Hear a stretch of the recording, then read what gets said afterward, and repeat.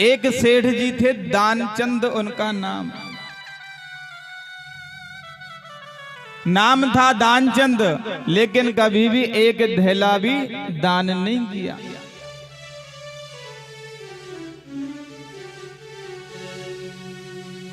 एक दिन उनकी पत्नी कहने लगी, अजी आपने कभी कोई रुपया पैसा दान नहीं किया है, कम से कम पास में गंगा जी बहती है, वहां जाकर के आप स्नान तो कराओ। क्या पता भगवान आप पर कृपा कर दें। अब दानचंद ने सोचा कि पत्नी ने कहा है, चलो एक बार तो मैं जा ही आता हूं। तो उनके यहां से 12 किलोमीटर दूर गंगा जी बहती थी। पैदल पैदल जा रहा है, क्योंकि साधन में जाएगा तो पैसा लगेगा, तो पैदल पैदल ही अपने गांव से वह निकल लिया। पहुंचते पहुंचते दोपहर हो गई। उसने दूर से ही देखा कि इस घाट पर तो पंडे ही पंडे बैठे, जाऊंगा तो लूट लेंगे, खाली हाथ नहीं जाने देंगे।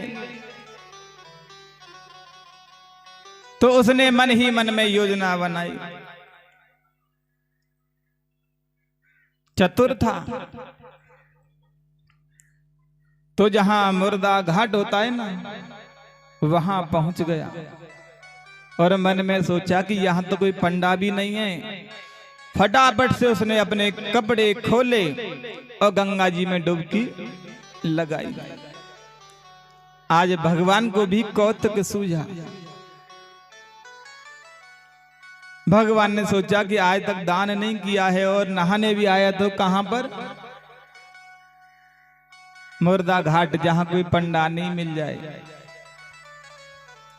जैसे ही डुबकी लगाई और बाहर निकला तो भगवान ब्राह्मण के वेश में वहां प्रकट हो गए।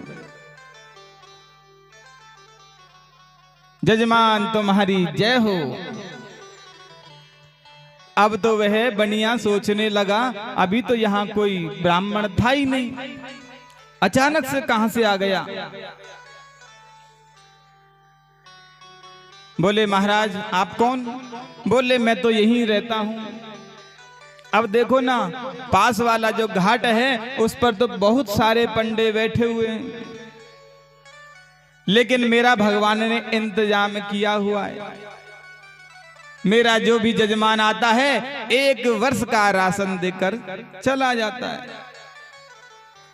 ओहो, आज तो मेरे भाग्य उदय हो गए, आप आए हैं।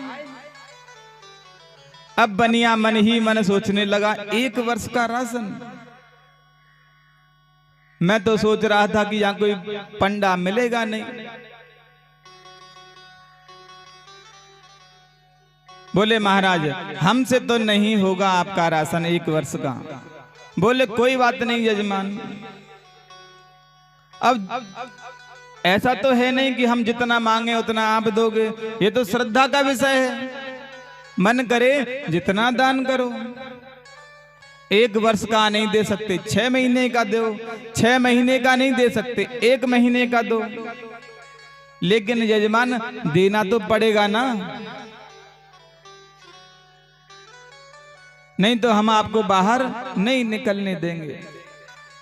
अब सेठ जी असमंजस में पड़ गए, क्या करें। सेठ जी ने योजना बनाई, कहने लगे हे ब्राह्मण देव, मैं आपको राशन तो नहीं दे सकता, लेकिन आपको दूंगा जरूर। बोले ठीक है, बताओ क्या देना चाहते हो। बोले महाराज अभी तो मैं पैसा लेके आया नहीं, मैं आपको 1 धेला दूंगा, और वो भी उधार। क्योंकि योजना अच्छी थी, 1 धेले के लिए ब्राह्मण इतनी दूर तो आने वाला है नहीं। ठीक है यजमान। दानचंद ने कपड़े पहने और वहां से अपने गांव की ओर चल दिया। गांव पहुंचते पहुंचते शाम हो गई। थका हारा था जो जाकर के लेट गया, और भगवान तो अंतर्यामी थे। गए, दरवाजा खटखटाया, पत्नी बाहर आई। पत्नी पूछने लगी, आप कौन हैं ब्राह्मण देव, कहां से आए हैं? बोले, हमें सेठ जी से काम है, वे उधार करके आए थे, उनसे पैसे लेने आए हैं। सेठानी ने जाके सेठ जी से कहा कि सेठ जी, कोई पंडा आए हैं और आप उधार करके आए हो। सेठ जी सोचने लगे, एक पैसे के लिए ब्राह्मण यहां आ गया।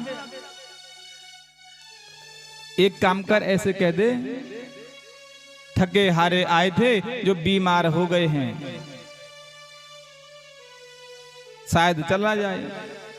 पत्नी बाहर आई, कहने लगी, हे महाराज, उनकी तबीयत थोड़ी बिगड़ गई, स्वास्थ्य नरम हो गया, जो आराम कर रहे हैं। अरे राम राम राम, यजमान की तबीयत खराब हो गई। कोई बात नहीं, जब तक हमारे यजमान स्वस्थ नहीं हो जाएंगे, हम तब तक यहां से नहीं जाएंगे। देवी, हमारे भोजन का प्रबंध आप कर दो।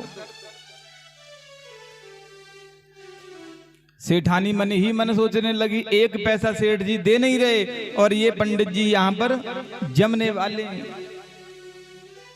अंदर जाके सूचना दी कि ब्राह्मण तो ऐसे ऐसे बोल रहा है कि जब तक सेठ जी स्वस्थ नहीं होंगे हम कैसे जा सकते हैं। तो सेठ जी ने कहा, ऐसे कह दे, वह तो चल बसे, मर गए। बाहर आई, क्योंकि सेठ जी को योग क्रिया आती थी, उन्होंने श्वास को बंद कर लिया। श्वास को बंद करके बिस्तर पर पड़े हुए हैं सेठ जी।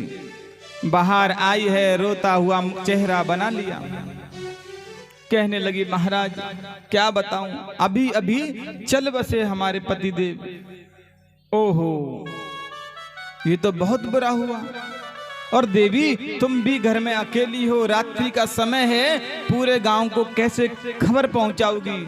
हम खबर किए देते हैं। जब तक सेठ जी का 12-13 दिन पूरा नहीं हो जाता, हम नहीं जा सकते। भगवान ने तो अनेक रूप धारण किए और पूरे नगर में खबर पहुंचा दी कि सेठ जी खत्म हो गए हैं। लोगों का आना जाना शुरू हो गया। घर पहुंचे तो क्या देखते हैं, सेठ जी अपने बिस्तर में लेटे हुए हैं, श्वास रोक करके। अब साधारण व्यक्ति नहीं समझ सकता, क्यों? क्योंकि उनकी सांस लेने की जो शक्ति है वह भगवान में लीन हो गई। श्वास रोक के पड़े हैं। अब तो रोए जाए वो। पत्नी रो रही है और लोग वाक कहने लगे, देवी, अरे बहन क्यों रोती हो, जाने वाला तो गया। कहने लगी, अरे मरे नहीं है, और रोती जाए और कहती जाए मरे नहीं हैं। तो एक सज्जन कहने लगे, देवी ये तो मोह का बंधन है, जाने वाला तो गया। पर सेठ जी आंखें नहीं खोलते, श्वास रोक के पड़े। गांव वालों ने मिलकर के ठटरी बांध दी सेठ जी की, लेकिन फिर भी श्वास नहीं छोड़ी। अब ले जाने की तैयारी हो गई। शमशान में ले गए हैं, लेकिन सेठ जी ने अपनी सांस नहीं छोड़ी। भगवान खुद स्वयं थोड़े ढीले पड़े और सेठ जी के कान में जाके कहने लगे, अरे सेठ जी, मैं बैकुंठ से नारायण हूं, आया हूं, सेठ जी ने अपनी आंखें एक बार खोली और क्या देखते हैं कि सामने वही पंडा जी खड़े हैं। तुरंत आंखें बंद कर ली।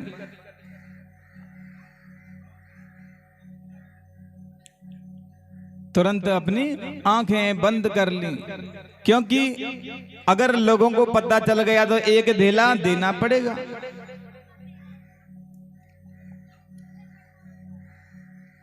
अरे सेठ जी आंखें खोलो, मैं तुमसे प्रसन्न हो गया। तुम तो बहुत बड़े कंजूस हो, देने के नाम पर मर भी गए। बताओ क्या चाहते हो, जो मांगना चाहते हो मांग लो। तो सेठ जी ने कहा महाराज मुझे कुछ भी नहीं मांगना, जो आपने एक धेला लिया है ना मुझसे उसको छोड़ दो।